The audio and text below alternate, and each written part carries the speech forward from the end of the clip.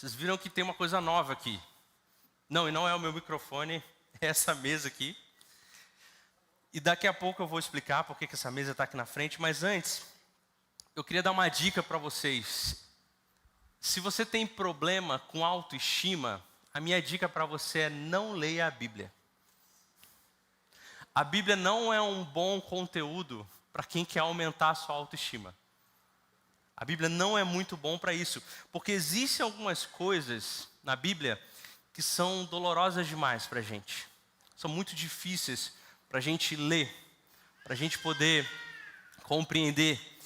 E existem alguns versículos na Bíblia que eu tenho algum tipo de dificuldade quando eu leio esses versículos. Eu não estou dizendo que está errado, mas é que são difíceis demais de engolir, sabe? São duros demais. Um desses versículos está lá em Romanos 8, 28. E você pode ler comigo, abrindo aí a sua Bíblia ou no telão que vai aparecer, que diz o seguinte: e sabemos que Deus faz todas as coisas cooperarem para o bem daqueles que amam e que são chamados de acordo com o seu propósito. Esse é um desses versículos que às vezes é muito duro de ler. Romanos 8, 28. É quase que se a gente fosse traduzir para os dias de hoje, e você pode completar a minha frase se você quiser: se a vida te der limões, faça uma limonada. Esse versículo é quase isso. Ele está dizendo para você que às vezes está vivendo um momento não tão legal, mas calma, tudo coopera para o bem daqueles que amam a Deus. Ou seja, se a vida te der limões, faça uma limonada, dá um jeito. O problema é que se eu fosse optar, e se você também fosse escolher, ninguém quer limão. Certo? O pessoal fala que você precisa sair da sua zona de conforto. Eu não quero sair da minha zona de conforto. É por isso que é zona de conforto, eu estou confortável. Então, se a vida te der limões, não, eu não quero. Eu não quero nem ter que fazer limonada, eu não quero nem ter que receber os limões. Eu quero que minha vida dê certo. Quando a gente pega um versículo como esse, ou até esse jargão, esse clichê, né, se a vida te der limões, a gente pode utilizar em alguns momentos da nossa vida. Por exemplo, vamos supor que você perdeu sua carteira e tinha algum dinheiro ali. Aí alguém vira para você e fala: tudo coopera para o bem. Ou seja, alguém que precisava muito recebeu esse dinheiro e ele usou para alguma coisa muito nobre. Ou se você perdeu o ônibus, né? Tudo coopera para o bem. Aí você pensa: é verdade, talvez esse ônibus ele iria bater, iria acontecer um assalto, aconteceu uma coisa. Nossa, é verdade, graças a Deus, tudo coopera para o bem. Ou às vezes o seu pneu furou e você fala: tudo coopera para o bem. Talvez na esquina ia acontecer alguma coisa. Então, quando a gente pega um versículo como esse, é muito fácil a gente utilizar para momentos que não são tão difíceis. Mas contextualiza um versículo como esse para momentos de dor, para coisas que são realmente dolorosas. Aí você pode falar: mas todas as coisas cooperam para o bem. Fala isso para um pai de família que perdeu seu emprego e não tem conta para pagar a próxima fatura, seja de luz, seja fazer uma compra de comida. Fala para isso, para aquela pessoa que acabou de descobrir que ela tem um caso de câncer. Tudo coopera para o bem. Fala para isso, para aqueles filhos que acabaram de ter um relatório do médico dizendo que a sua mãe está com Alzheimer, por exemplo. Ou então, para alguém que perdeu um filho. Ou então, para você que foi abandonado pelo seu marido ou pela sua esposa. Imagina chegar para essas pessoas e falar assim: tudo coopera para o bem. Ou então para a mãe que ora pelo seu filho que não sai das drogas. Ou para aquela criança que apanha do pai bêbado quando ele chega em casa. Ou então para quem teve um caso de abuso. Como que nós chegamos para essas pessoas e dizemos: tudo coopera para o bem? Para o bem de quem? Porque momentos como esse, é normal que a gente se faça perguntas sobre: Deus, onde está a sua promessa de que as coisas iriam bem para a minha vida?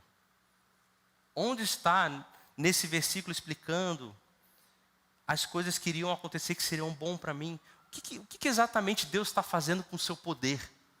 Deus não é todo poderoso? Amém? Ele não pode fazer todas as coisas? Então Ele pode reverter todas essas situações? Sim. O que exatamente então Deus está fazendo com o seu poder, se Ele pode intervir e mudar essas realidades? Ele não é um pai que me ama? Se a gente for olhar para amigos e familiares, e todo mundo tem pessoas assim, você provavelmente tem um amigo que faria qualquer coisa por você. Você tem alguém assim? Ou alguém da sua família, ou seu pai, ou sua mãe, por exemplo, meus pais, eu tenho certeza que eles fariam qualquer coisa por mim e pelos meus irmãos. Se eu olho para Deus, e Deus é o Todo-Poderoso, e se essas pessoas que fariam tudo por mim tivessem uma porcentagem pequena do poder de Deus, elas não mediriam esforços para mudar a realidade que eu estou vivendo. Por que que Deus, Todo-Poderoso, não pode fazer isso? Se Ele me ama tanto. Quando eu me deparo com versículos como esse, e eu sei, e você sabe, como que o mundo hoje está, a gente só pode ter uma conclusão. Ou aquilo que está escrito na Bíblia é mentira, ou aquilo que Deus pensa ser bom não é a mesma coisa que eu penso ser bom. Ou aquilo que está escrito, aquele versículo ali, ele é uma mentira, não é uma realidade, aquilo que Paulo escreveu não é verdade para mim e para nós. Ou, quando eu olho e leio e falo que tudo coopera para o bem, eu posso pensar, então talvez o bem que Deus quer para mim não seja o mesmo bem que eu penso que é para mim. Eu não sei vocês, mas eu prefiro ficar com a segunda conclusão. Porque eu creio de todo o meu coração de que a Bíblia, ela é a verdade de Deus e não há erro ali. Então, a conclusão que eu chego é, eu só posso estar compreendendo errado qual é o bem de Deus para a minha vida. Eu não sei exatamente o que é quando fala que o bem de Deus vai cooperar, vai alcançar aquilo que é bom para mim. O problema é que Deus nos dá aquilo que Ele sabe que é bom, mas nem sempre eu e você concordamos com isso. Quando nós lemos o texto e diz, sabemos Deus que faz todas as coisas cooperarem para o bem daqueles que amam a Deus, que são chamados de acordo com o seu propósito. O que Paulo está escrevendo? Ele está falando, olha, se você olha a sua vida e os casos que acontecem na sua vida de forma separada, você pode ver que talvez não coopere para o bem. Mas quando eu digo que todas as coisas cooperam, eu estou falando que todas as coisas juntas, um conjunto de coisas, elas juntas, elas cooperam para o bem. Então talvez o momento que você esteja vivendo não seja um momento bom. Talvez o próximo também não seja um momento bom. Mas juntos essas coisas, de alguma forma, elas cooperam como um todo para algo maior. E o que ele fala é que coopera para o quê? Para a minha vida? Não, para o propósito que Deus tem através de mim. Então, quando Paulo está escrevendo, ele está dizendo, olha, existem coisas que acontecem na nossa vida que a gente não pode ver elas de forma separada, porque elas são um todo, contínuas, juntas, trabalhando para um bem que não é um bem para a sua vida, mas é um bem para um propósito que Deus quer cumprir através da sua vida. Então, seja situações ruins ou boas que nós passamos, tudo aquilo em conjunto, ela traz um benefício para o propósito de Deus para a minha vida. Não necessariamente vai ser bom para mim. E deixa eu explicar isso talvez de uma forma um pouco mais visual. E essa mesa ela está aqui justamente para isso. E eu quero botar algumas coisas aqui na mesa e explicar para vocês, para que a ilustração que eu trouxer aqui, a gente possa entender um pouco melhor sobre esse princípio, para que a gente não olhe as coisas separadamente que estão acontecendo na nossa vida, isoladamente. A gente não vê os ingredientes de alguma coisa que está sendo feito separadamente depois que eles estão juntos e formando aquilo que eles deveriam formar. Deixa eu explicar isso um pouquinho melhor. Eu vou pegar aqui alguns ingredientes e talvez você, que é um pouco mais próximo da cozinha, vai entender o que a gente pode fazer com isso. Alguém já descobriu uma dica aqui? Um bolo? Eu tampei as marcas aqui para não dar jabá de graça. Então, isso aqui forma um bolo. Sim ou não? Talvez faltem alguns ingredientes aqui, mas esses são os principais. Quando eu enxergo a minha vida isoladamente, eu estou enxergando só um ingrediente do todo. Então, imagina você comer 1 quilo de fermento. É bom? Não. Quem quer 1 quilo de fermento para o jantar aí? Levanta a mão. Ninguém. Então, quando você vê as coisas separadamente, você pode falar, cara, fermento não é bom. Não é bom. Mas juntamente com as coisas que estão acontecendo na sua vida, está formando algo. E para aqueles que estão em dúvida, não, eu não vou cozinhar aqui, tá? Eu não faria isso porque com certeza não daria certo e a minha ilustração iria para o buraco. Por isso, eu pedi à minha digníssima esposa para ela preparar um bolo.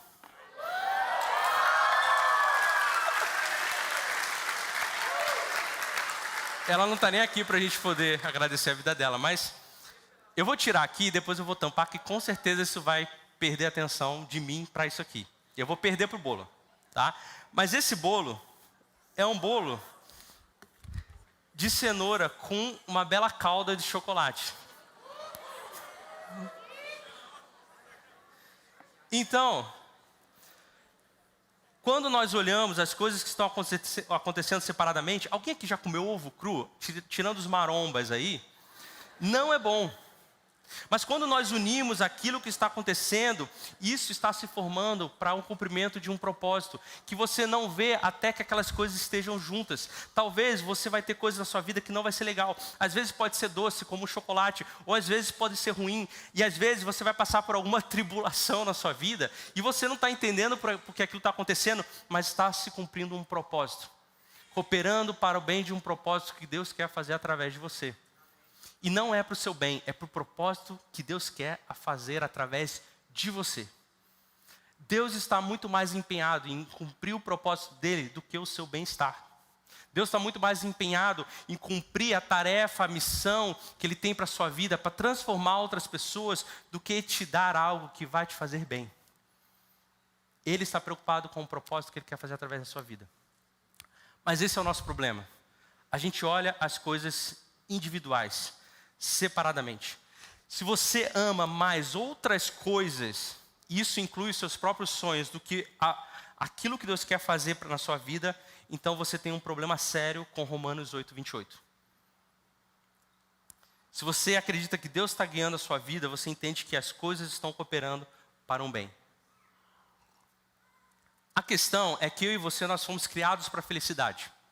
Então o que nós sonhamos? Vamos lá. O que você e eu, a gente sonha? A gente sonha com um bom casamento, para aqueles que não são casados e para aqueles que são casados também. A gente sonha em ter filhos saudáveis, que sejam talentosos, que sejam gênios, que virem um Mozart, um Einstein. A gente sonha com saúde, a gente sonha com dinheiro para poder ter uma vida digna, onde a gente paga as contas e pode trabalhar algumas coisas que a gente quer. A gente quer ter um bom trabalho, que a gente sente prazer naquilo que a gente faz. A gente quer fazer a diferença. E isso tudo são bons sonhos. Não é sonho ruim, a gente não falou em nenhum sonho ganancioso ou algo ruim. Por que Deus não realiza? Por que Deus não faz aquilo que é bom para a gente? A questão é que nós estamos querendo ir direto para o bolo, sem passar pelos ingredientes necessários para um bom bolo ser feito. A questão é que nós queremos realizar aquilo que é bom, aquilo que nós devemos fazer, sem entender as coisas que acontecem na nossa vida cooperando, mesmo que sejam ruins, para um propósito maior. Não sei se você já teve a experiência de comer um bolo que faltou algum ingrediente. Talvez o leite, o ovo, alguma coisa assim. Normalmente não fica um bolo ruim. Pode ser que o bolo sole. Não vai ficar gostoso. Então quando nós olhamos para as etapas e falamos assim, isso aqui é tão doloroso, eu não quero passar por isso, eu vou tentar pular essa etapa, e eu quero já ir para o propósito, para o final, aquilo que vai estar ali não vai ser algo que deveria ser, como deve ser. E aí existe um outro versículo que Paulo continua escrevendo em Romanos, lá no Romanos 12, 2, ele diz assim: não limitem o comportamento e os costumes desse mundo, mas deixem que Deus os transforme por meio de uma mudança do seu modo de pensar, a fim de que experimentem aquilo que é bom, agradável e a perfeita vontade de Deus. Mais um desses versículos onde a gente olha e fala, Deus está cumprindo aquilo que é bom, perfeito e agradável. Aí eu me olho numa daquelas situações que eu citei e falo, bom para quem? Agradável para quem? Perfeito para quem? Com certeza não é para mim. Ou esse versículo é uma mentira, ou aquilo que eu penso que é bom, agradável e perfeito, que Deus pensa é diferente do que eu penso.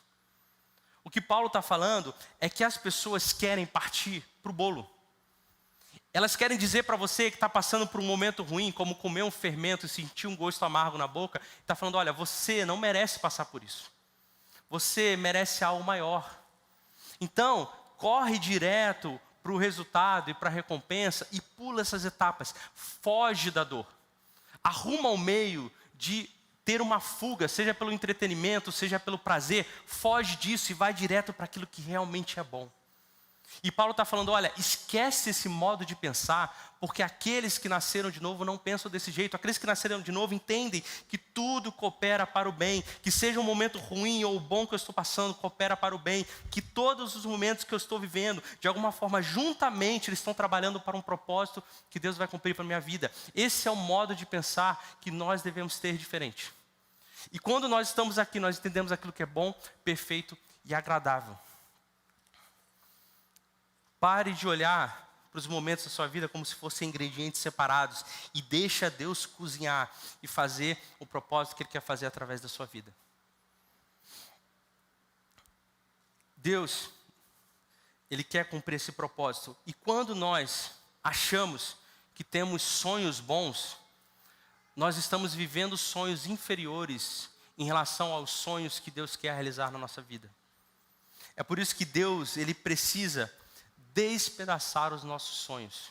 E somente momentos ruins, momentos difíceis, momentos de dor, momentos amargos é que vão fazer com que esses sonhos sejam despedaçados. Porque essa é a única forma de Deus cumprir o propósito que Ele quer fazer através da sua vida. E eu quero contar para vocês uma história de uma pessoa que teve sonhos despedaçados. E eu vou tampar o bolo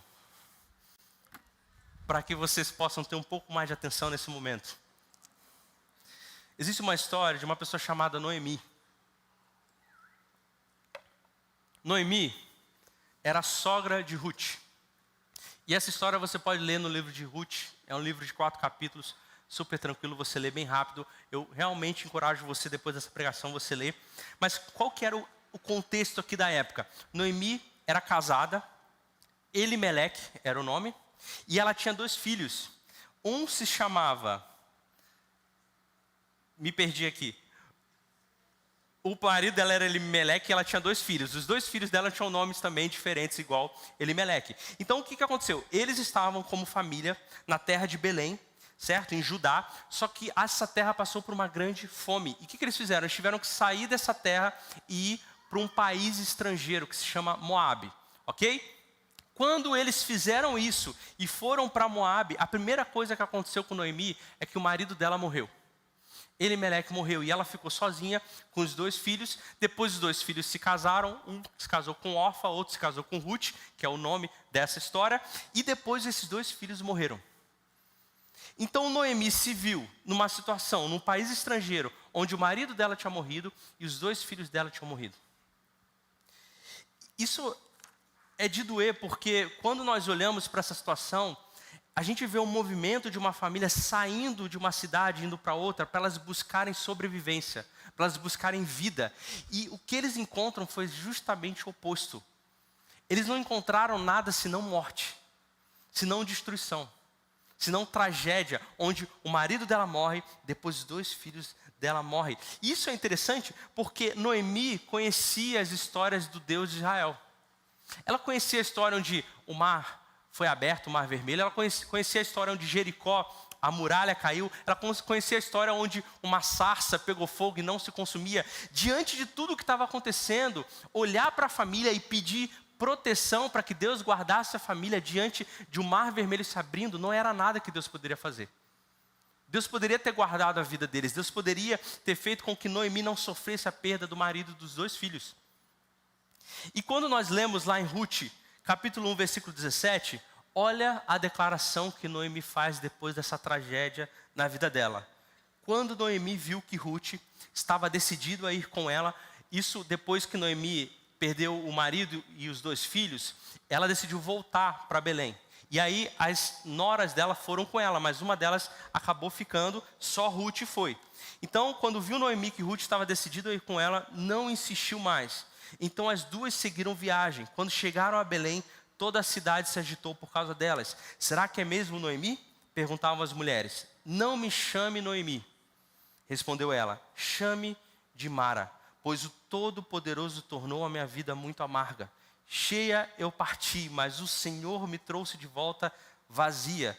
Por que me chamar de Noemi, se o Senhor me fez sofrer e se o Todo-Poderoso trouxe calamidade sobre mim? Assim Noemi voltou de Moabe, acompanhada da sua nora Ruth, a jovem moabita. Elas chegaram a Belém. quando começava a colheita de cevada. Quando Noemi ela volta e encontra as pessoas, a família dela, aqueles que conheciam ela, viram: meu Deus, Noemi, que bom que você está de volta. Aí ela vira e fala assim: nada bom, pode me chamar de amarga, pode me chamar de uma pessoa que está sentindo uma dor por ter perdido o seu marido e os seus 2 filhos numa terra estrangeira onde eu estava buscando vida. Eu estou com esse gosto amargo na boca. E o Todo-Poderoso, e aqui a Noemi está sendo muito sincera, mas ao mesmo tempo muito irônica, quando ela diz assim: o Todo-Poderoso, aquele que pode todas as coisas, aquele que tem todo o poder, fez com que isso acontecesse. Ela está dizendo assim: olha, aquele Deus que abriu o Mar Vermelho, que derrubou a muralha de Jericó, que tirou todo um povo do Egito, esse mesmo Deus que tem todo esse poder, Ele poderia ter usado um pequeno pedaço desse poder para preservar a minha família. Mas Ele, Todo-Poderoso, não fez isso. Deus é o culpado da minha família ter morrido. Me chame de amarga. Me chame de alguém que está provando uma dor amarga. Me chame de alguém que está vivendo um momento da vida que não está sendo bom. O Todo-Poderoso, o Deus que podia todas as coisas, não usou do seu poder, como eu já vi Ele usar tantas outras vezes, com tantas outras pessoas, mas Ele decidiu não fazer isso pela minha vida. A culpa é dele. Por isso esse gosto amargo está na minha boca.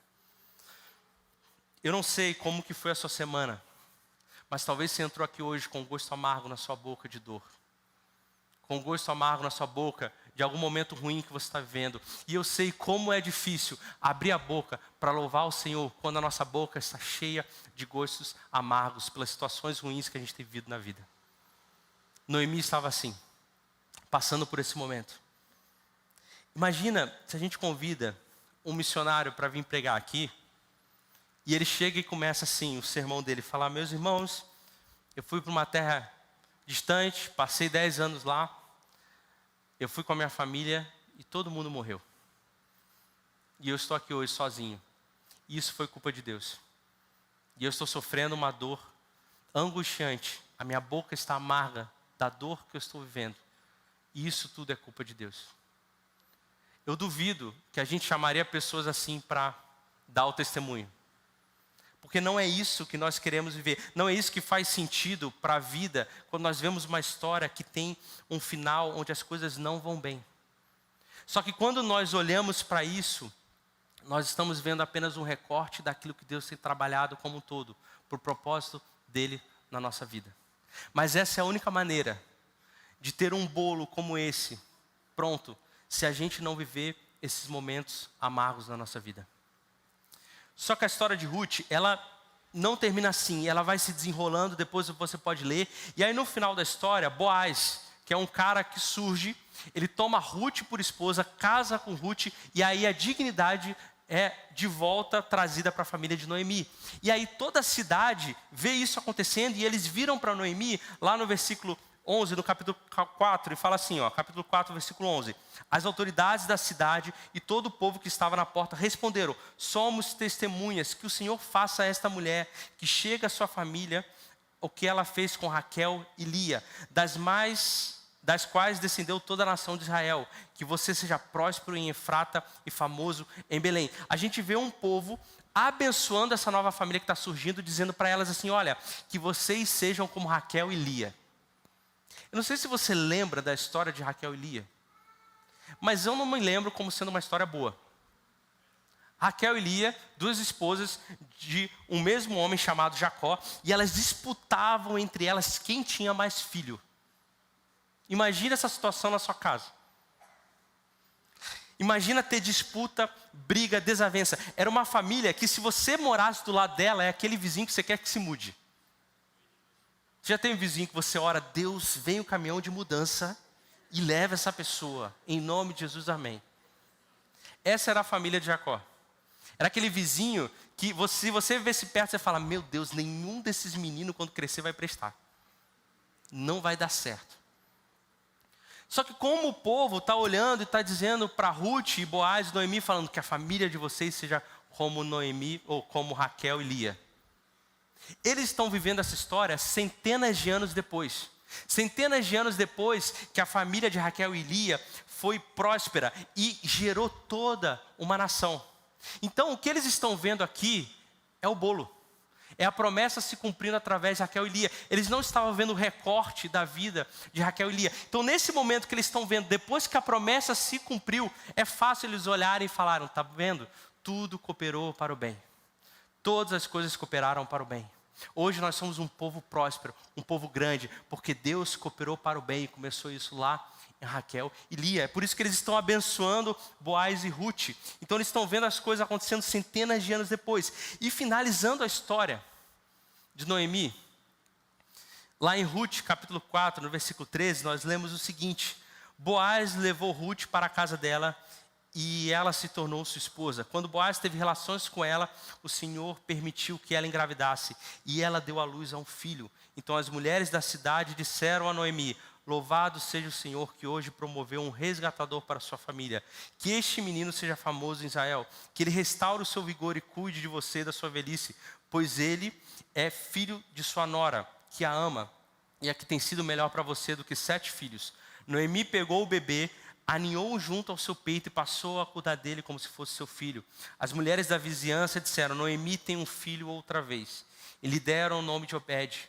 Ele é o pai de Jessé, que é o pai de Davi. Noemi não viveu uma vida onde ela envelheceu do lado do marido, onde viu os filhos dela terem outros filhos. Um sonho diferente se realizou na vida de Noemi. E a descendência de Noemi gerou Davi. E ela não poderia imaginar que aquilo que ela viveu gerou Jesus, que é o nosso Salvador, que foi descendente de Davi.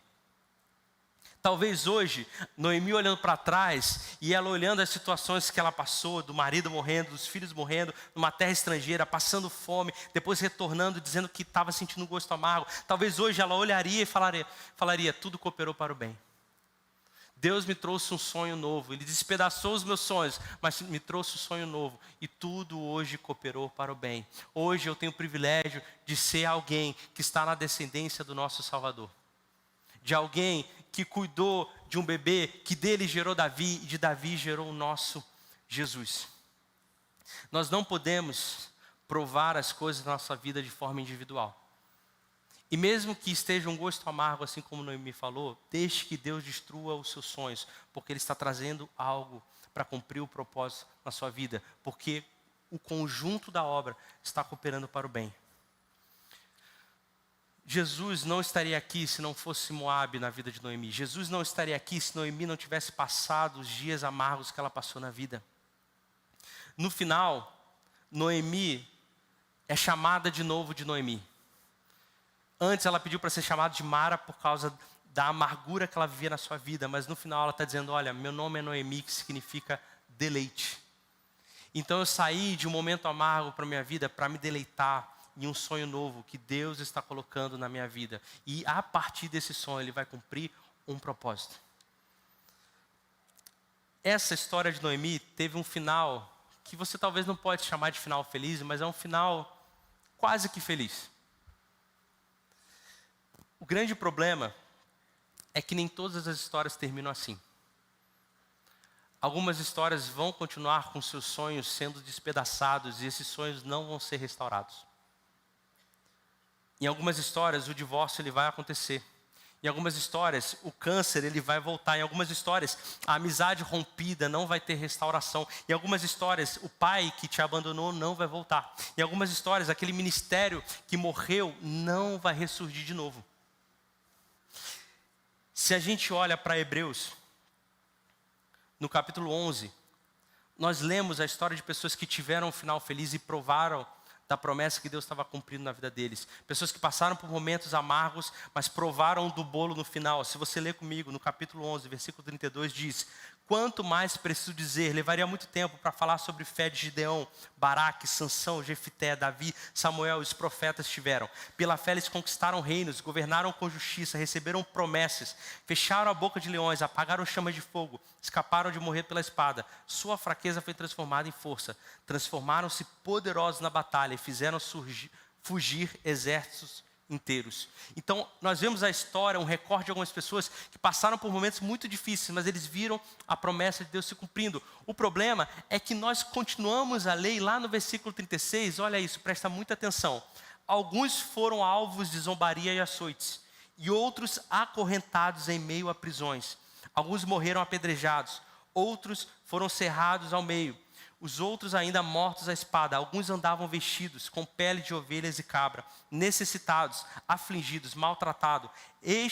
O mundo não era digno deles. Vagaram por desertos e montes, esconderam-se em cavernas e buracos na terra. Todos eles obtiveram aprovação por causa da sua fé. No entanto, nenhum deles recebeu tudo o que havia sido prometido.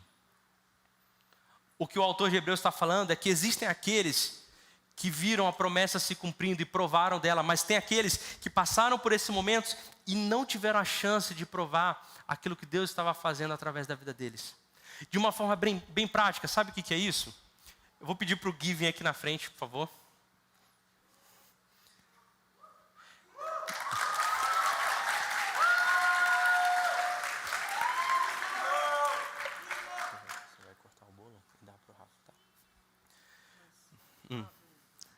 Então, imagine que o Gui está vivendo esses momentos e está experimentando esses ingredientes separadamente. Ele está vivendo um momento amargo na vida dele, um momento difícil na vida dele. Mas ele tem a mentalidade de que Deus está trabalhando e está cooperando para um todo. Está cooperando para o bem. Só que se o Gui for uma dessas pessoas em que não vai ver a promessa de Deus se cumprir na vida dele, sabe o que isso significa? É como se ele visse os momentos ruins que ele está vivendo, passasse pelas tribulações, passasse pelos gostos amargos. Ele dissesse para todos, me chame de amarga. Eu não estou vivendo um bom momento. E aí ele se depara com a promessa de Deus se cumprindo na vida dele. Ele vê aquilo sendo realizado, ele vê que algumas coisas estão acontecendo, mas... Vai?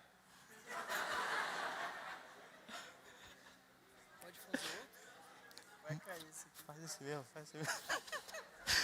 Pior que o microfone desse não dá pra, né? E aí o Gui, presta muita atenção. Ele não experimenta da promessa. Deus usa a vida do Gui e através da vida dele, tudo que ele passou serve outra pessoa.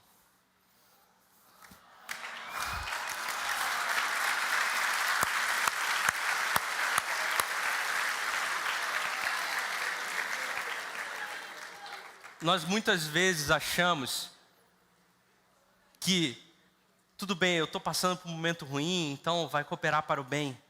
Só que nem sempre a gente pode chegar na promessa. Porque nós esquecemos que os protagonistas da nossa história não somos nós. Muitas vezes o propósito que Deus vai fazer vai se cumprir na vida de outras pessoas e talvez você nunca veja isso. Você só passou por uma vida de sonhos despedaçados. Mas de alguma forma aquilo que você viveu está servindo como uma promessa para a vida de outra pessoa.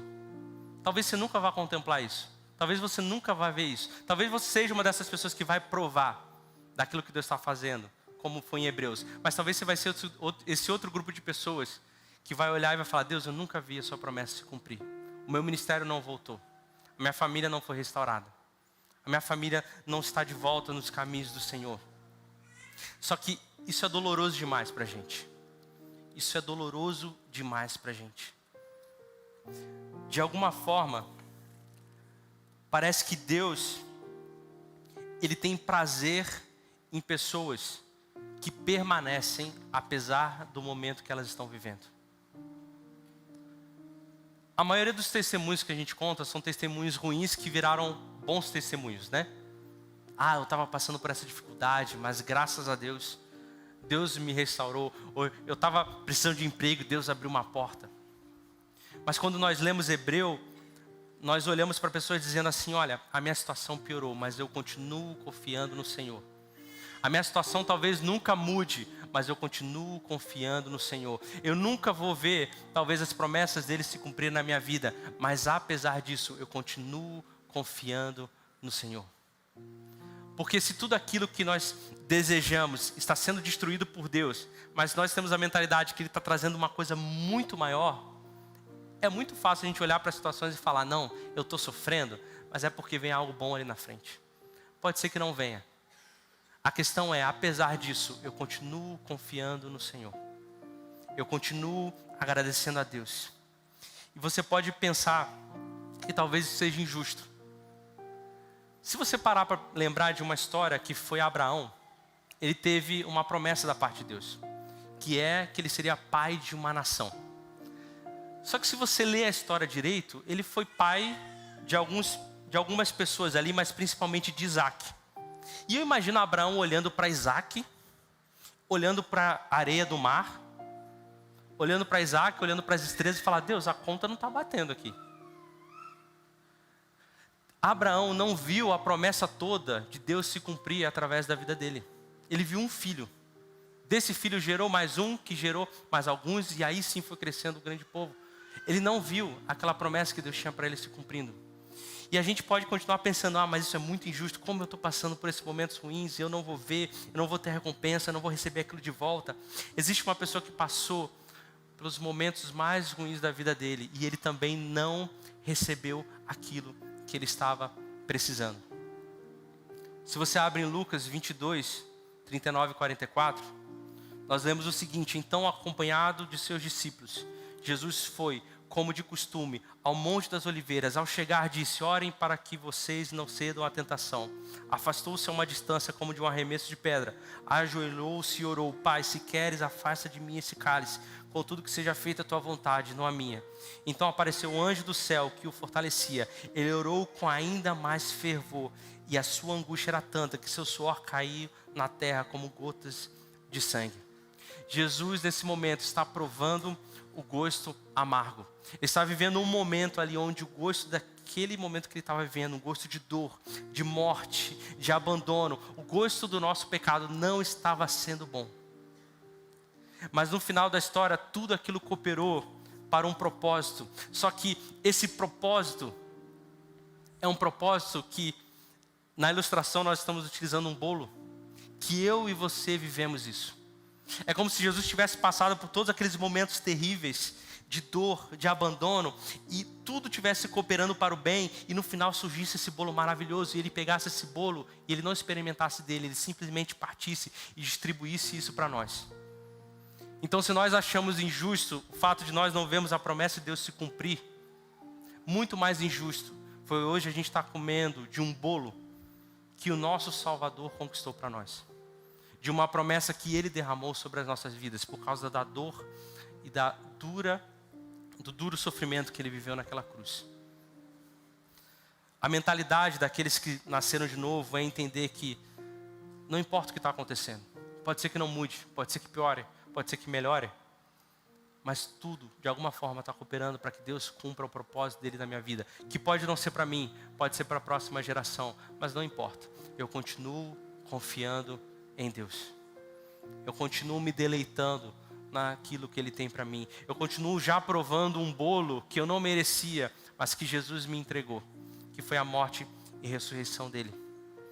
Deus está mais comprometido em cumprir o propósito que Ele tem para a sua vida do que com o seu bem-estar.